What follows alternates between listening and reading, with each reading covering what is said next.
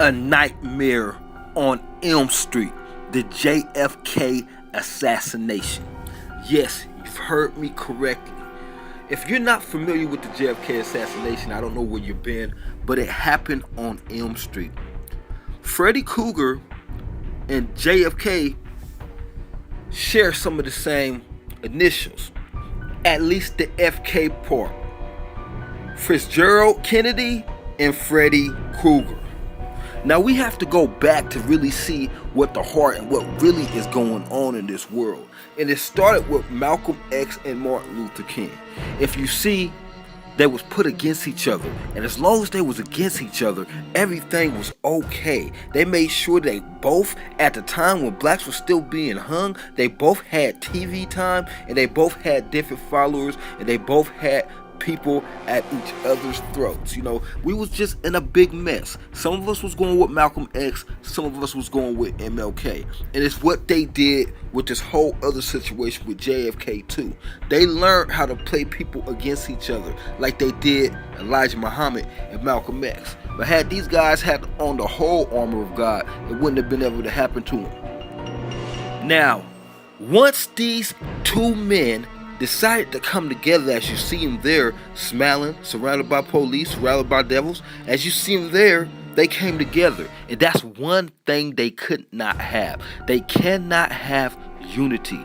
Just like when JFK was gearing up to hook up with the Russians, share space secrets with the Russians. Look what happened to him. They had to get rid of him. I'm going to break down how they killed JFK. And the Lord shall bring thee to Egypt again with ships, by the wherever I spake it to thee. Thou shalt see it no more again, and there shall be sold unto your enemies, and a bondman and bondwomen, and no man shall buy you, which means redeem you. So there was no way Malcolm X, Martin Luther King, and any of these so-called people is going to save us as black people. But I just had to go there real quick. But we shall continue, because I want you guys to see the connection and how they making fun of the whole JFK situation and the Nightmare on Elm Street. And that hand, there's a lot of different quotes with that hand, but that hand with the claws on it is representing the hidden hand or the covered hand. So as we move on from that, but JFK was actually Freddy Krueger. If you look at Freddy Krueger, he was after all the neighborhood. And that's how the CIA felt, that he was going to destroy their livelihood. He was going to make it where their kids was hurt. He was going to make it where they couldn't be around their kids. Because a lot of those people JFK was going to have locked up, including the Vice President, Lyndon Johnson. And Freddy Krueger, the way he looks, is also representing the way that JFK looked towards the end. Sticks and stones may break my bones, but nothing will ever kill me. Now, they killed JFK in '63, and it just won't go away. People won't let it go. Trump recently just released some new documents. Now let's talk about these two guys. This is Lee Oswald and Harvey Oswald. There was actually two different Oswalds. I want you to know this, because this was all directed as if a Hollywood movie was directed. Those are the two different Oswalds. Everybody has a role, but nobody knows anybody else's parts. The plot thickens as the nightmare continues. Now, as there was two Oswalds, I have to just keep it real with you. There were two JFKs, like there are probably two Trumps for security reasons. They probably have a lookalike for security reasons, so they could put him in this type of situation if something happens. Because this guy right here is not the same guy that we just showed. And those two guys are separate from who I believe is the real JFK, who's coming up really short here. Now, it's hard to see because it's a faraway picture, but this was actually the day that he was murdered. My bad, assassinated. As they took a turn down Elm Street, which they was never supposed to take. Now you can see a better picture of that, and that is not the same dudes. And then we recently find out that this mayor right here that got shot too, who said they're gonna kill us all, was a CIA agent as the mayor. Now let's look at Lyndon Johnson looking back and winking like, oh my goodness, we pulled this off. Now look at his wife smiling. Now, this is the time with JFK just got assassinated and his wife is smiling. Lyndon's wife, that is. The whole community came together to kill JFK, like the neighbors of the community came to kill Freddy Krueger, who was a sexual deviant, much like they paint JFK to be. You've got the body, I've got the brain.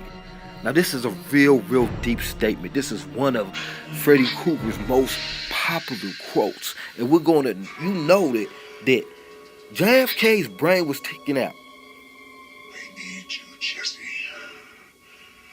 We got special work to do here, you and me. You've got the body. I've got the brain.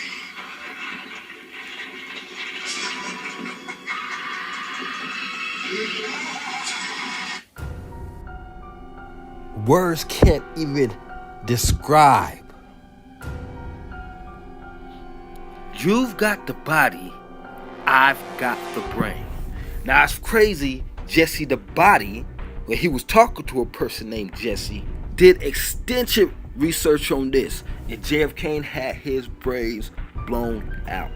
Now we're going to look at this video. This is one of the videos that they brought, Computer Animation. This is the History Channel nonetheless, and they got it all wrong. They don't even have him go backwards. They just have him lean forward after being shot. Now with this real footage coming up, it's going to show you a whole different thing. Because ain't no way, in my opinion, Oswald killed him. But this was computer animated for the History Channel. Now let's look at this, and I put it in slow motion for you. It's right after he goes through this sign. He's holding his throat right here. Now, oh, bam! Backwards. His head flipped backwards, yo. Now I ended up reversing this shot just to show you there's no way that this came from the back kidney quarter opposite to where the shot came. There is no way. Pay attention. You have to understand that it is a power play, a mind manipulation, and them testing the boundaries of your intelligence to get you to even believe that this shot came from the right hand corner behind him. Whenever you got a lot of conspiracy surrounding one event, it's the letter game, and there are numerous conspiracy theories surrounding JFK, starting with it was an accident, that Oswald shot at JFK, a Secret Service shot back, and as he was firing, he tripped and shot JFK. That's just one of the many conspiracy theories that are surrounding this case. Then some pin it on the Umbrella Man, who was standing on a sunny day. It was very hot out that day, but he had his umbrella up. Some people believe his umbrella was some type of a weapon or a signal to them when he opens the umbrella to start shooting. I don't think it's a coincidence when that umbrella opens, the rounds rain out. Then people say it was the soda conspiracy. The Dr. Pepper was our Oswald's favorite drink, and that he was seen drinking a Coca-Cola, and he was panicking and grabbed something out the Coke machine and grabbed the wrong product, and people claimed that to show that he did it. Then people believed that it was Woody Harrelson's father. The man on the grassy knoll claims that Harrison Sr. was one of the two gunmen and was arrested as one of the tramps, and we know that he did some CIA work, including his own son has made these statements. So let's not just gross past some of this stuff. Some of this stuff has merit. And then there's the Soviet conspiracy that an agent named Saul, who was rogue of the CIA, was contacted by the Soviets to take care of JFK. There is no end to these conspiracy theories, and trust me, they get crazier and crazier. They say he shot JFK from a building. Then there's the Black Dog Man that's seen in frame 413 of the bush. The problem with the theory is that the House Select Committee on Assassinations concluded that an individual was in front of the bushes, but he was the groundskeeper. This is according to the CIA. Then they blame it on Oswald's Mexican trip. Oswald visited Mexico before Kennedy's death, may have been to finalize assassination plans and plots to escape. Oswald visited the Cuban and the Russian ambassadors. They're saying this is the time where he finalized the plan to kill him. When America's most trusted broadcaster, Walter Cronkite, who himself was an agent, revealed JFK's death, everybody knew what they was doing, but what exactly was the CIA doing? Dave Perry, a former insurance claim adjuster who has best digging through the JFK assassination record since 1976, pointed out the CIA may have had Oswald kill the president. Then there's the silver. People that say that he was taking the note away and backing our money with silver. One of the only monies in the world that's only backed by a promissory note is the American dollar. And they felt like that would have took all the power away from the agencies. Now, the number one theory, which is the most popular out of all these crazy theories too, is that Milton William Cooper, yes, Bill Cooper, a former U.S. radio personality, author, and gun right advocate, spread the news about Project Lunar, a secret alien base on the dark side of the moon.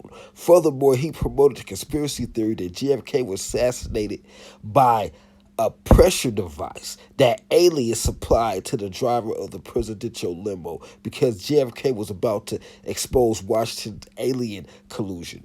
Now, the whole thing about this is that people say that JFK found out about the aliens when he was debriefed and he was the last president to be told this because he was going to spill the beans. Now, this is just a theory. So what do you guys think about all these theories? Go ahead and leave something to let me know what y'all think. Now, CIA agents troll alternative media sites and huge propaganda programs. So yes, when you're dealing with these Twitters, when you're dealing with these Facebooks, I cut off my Facebook. When you're dealing with this, just know you're dealing with the devil. Ain't nothing but the devil in the media. And if you have any connections to the Lord, you're going to leave Twitter alone. You're going to leave Facebook alone, unless you're doing it for some work. Now, I recently be mashing people on Twitter who got wicked stuff to say about blacks. It's just a media where they want you to be able to say anything they want to about brothers without nobody responding. And if you respond, you might even get kicked off for responding. Put on the whole armor of God that you may be able to stand against the wiles of the devil. You see all this stuff this devil got? This dude had 40 at the time Kennedy was killed, 40 CIA agents in media. So how many do they have now? All praises to the Most High. The sins of the father have come back for the children in Wes Craven's A Nightmare on Elm Street. This horror movie classic from 1984, we meet Freddy Krueger.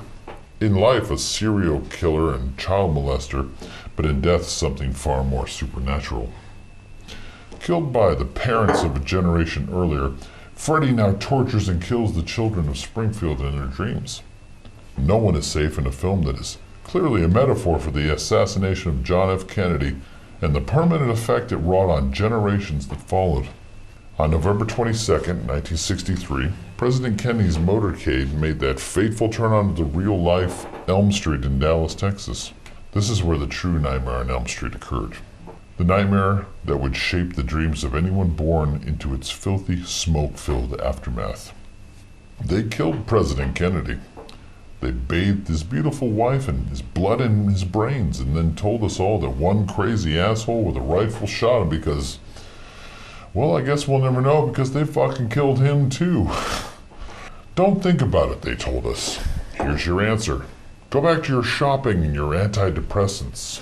Don't ask why that the Army colonel in Texas was told to stand down, that additional security was not needed on that day, or why all the phones went down in Washington for a whole hour right after the time of the assassination, or why the film of the murder itself was not even seen in its entirety by the American public for 11 years. All the while, a generation of Americans were born into a nightmare that they could never wake up from. A nightmare of lies, deceit, and war. A nightmare of a government that only 20% of the population believed was ever telling the truth. A nightmare of fear and loathing that would fester and erode an entire society, breeding chaos and hate around the globe. Yes, for those of us born after that fateful day in Dallas, the real children of Elm Street, I'm sure we can agree that the world has been a cold and cruel place, one of empty promises, false narratives, and self-reliance, raised on a vicious diet of violence, drugs, and panic. We kick and scream in the night, running for our lives from Freddy, running from a realization that you don't really matter, or to quote Freddy, that you're all my children now.